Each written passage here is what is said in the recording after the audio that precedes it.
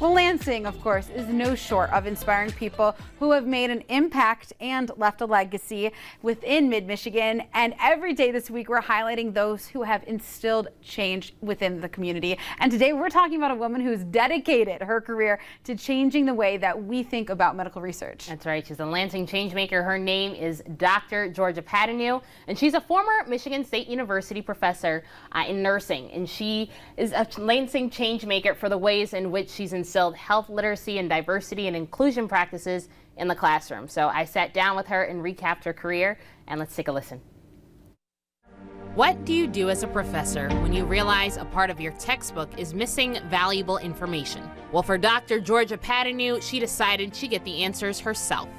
When Dr. Padonu worked as a nurse and professor at Michigan State University College of Nursing, she looked into hormone replacement theory and how it could relieve women of menopause symptoms. She found that Black women were left out of those studies. In fact, I only found about 5 studies in the review of literature that mentioned African American women, and they had an N size of 5 people, which really couldn't give you any good data. But what was even more important for Dr. Padonu was that her students understood the importance of health literacy. One of my aims was to introduce them to different populations in the community that they wouldn't see in the hospital.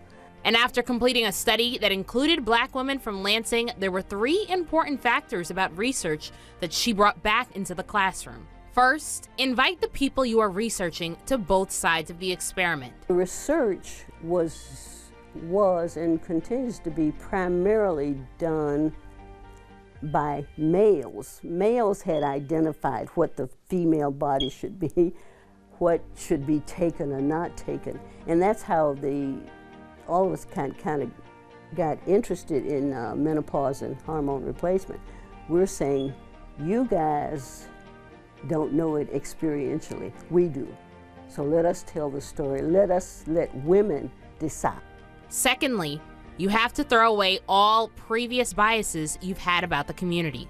We talked about the strengths of families in these marginalized communities, and that we should not be talking so much about what they don't have, their deficits. We ought to be speaking about the strengths that they bring. And lastly, when working with marginalized communities, it's more than just finding the answers to your questions, but it's a push for change. Researchers from academia would just go into a community and feel that the door should just be laid out for them. They asked their questions.